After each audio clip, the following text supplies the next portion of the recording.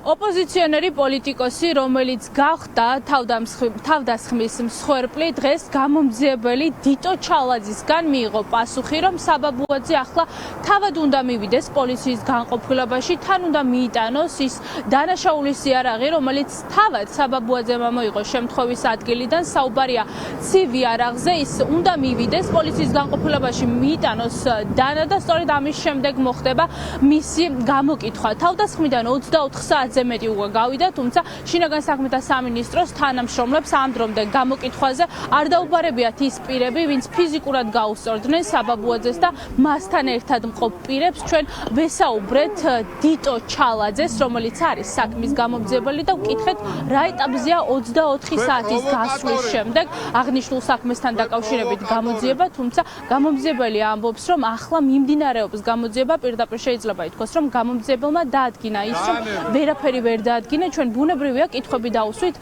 ცივ იარაღთან დაკავშირებით, თუმცა როდესაც გამომძიებელმა ეს კითხვა მოისმინა, პირველები სატელეფონო ზარი უპასუხოდ გათიშა. რაც შეეხება შემთხვევის ადგილს, გუშინ გვიან ღამით გამოჩნდნენ ადგილზე შინაგან საქმეთა სამინისტროს თანამშრომლები, რამდენიმე საათის განმავლობაში მიმდინარეობდა ადგილზე საგამოძიებო მოქმედებები, იქ არის უამრავი სამეთვალყურეო კამერა, თუმცა გამომძიებლებმა მხოლოდ ისიპარის სამეთვალყურეო კამერების ჩანაწერები ამოიღეს, რომელიც არის ახლა საქმეში ძალიან მნიშვნელოვანი მტკიცებულება, რადგან სწორედ ისიპარის მიმდებარე ტერიტორიაზე მოხდა ეს თავდასხმა, თუმცა ამ მნიშვნელოვანი მტკიცებულებების მიუხედავად ამ დრომდე ძალოვანი უწყების თანამშრომლებს არ დაუკავებიათ ის პირები, ვინც ფიზიკურად გაუსწორდნენ საბაბუაძეს, ვისაც თან ჰქონდა ცივი იარაღი და ვინც ქვებს ესროდა პოლიტიკოს და მასთან ერთად მყოფ პირებს. Quali camera ხო, პოლიციელებო. გამომძიებელი იყო ვიღაც და ამოიღეს. ბატონო დიტო, საბაბუაძის თავდასხმასთან დაკავშირებით მაქვს კითხვები, რა ეტაპზე არის გამოძიება, იქნებ მითხრათ? თქვენ მიბრძანდებით. მე ჟურნალისტი ვარ TV პირველიდან. ვერ გაგცემთ ახლა პასუხს აღნიშნულ საკითხთან დაკავშირებით, მიმდინარეობს გამოძიება და დაბადების დეტალებზე გაგცემენ პასუხს. ბატონო დიტო, დანა თუ ამოიღეთ, რომელიც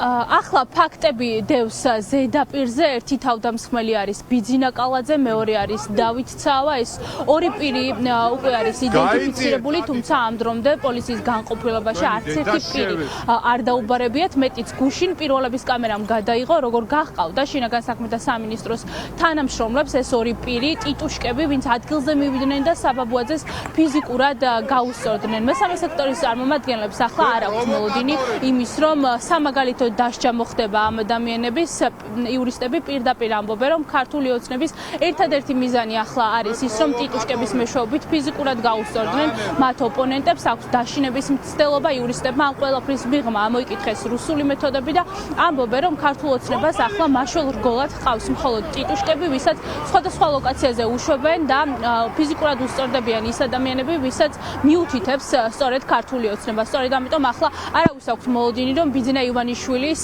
პოლიცია რომელიმე მათგანს გამოკითხვაზე დაიბარებს ან რომელიმე მათგანის დაკავება მოხდება. ქართულმა ოცნებამ მწვანე შუქი აუნთო ტიტუშკებსაც, პოლიციელებსაც, რომ რაც გინათ ის გააკეთეთ, თუნდ გაუსწორდეთ ჩვენ პოლიტიკურ მოწინააღმდეგეებს, ამაგერო თქვენ არ დაიშჯებით. რა თქმა უნდა, ისინი არ დაისჯებიან, სანამ ქართული ოცნება ძალაუფლებას ჯერ კიდევ აკონტროლებს. ქართული ოცნების მიერ დაწერილ კანონს ფორმალურად დააროს ისინი მაშინვე ციხეში უნდა აღმოჩნდნენ, ხოლო ვინც, ასე ვთქვათ, ქართული ოცნების შავ საქმეს აკეთებს, დანაშაულებრივ ქმედებებში ჩადის, ის ადამიანები არ დაისჯებიან. ეს არის, რა თქმა უნდა, ჩვეულებრივი რეჟიმისთვის დამახასიათებელი საქციელი. ოცნებას აქვს მხოლოდ ერთადერთი პასუხი მოსახლეობის ფართო მასების უკმაყოფილებაზე და წინააღმდეგობაზე. ეს არის რეპრესია და შესაბამისად მათი მხრიდან რეპრესია სჭირდება დაუსჯელობა იმისთვის, რომ პოლიციელებმა თუ კერძო ძალადობრივმა დაჯგუფებებმა შეუფერხებლად აღასრულონ მოქალაქეების დასჯის, მათი დევნისა და წინააღმდეგობის დასუსტების მიზანი. ოპოზიციონერ პოლიტიკოსზე თავდასხმიდან თითქმის 24 საათი უკვე არის გასული, ამოღებულია სამეთვალყურეო კამერების ჩანაწერებით, თუმცა გამომძიებელმა დიმიტრი ჩალაძემ და მისმა კოლეგებმა ამ დრომდე ვერაფერი დაადგინეს. მადლობა მარიამ მაკასარაშვილი გვერდებოდა პირდაპირ ეთერში.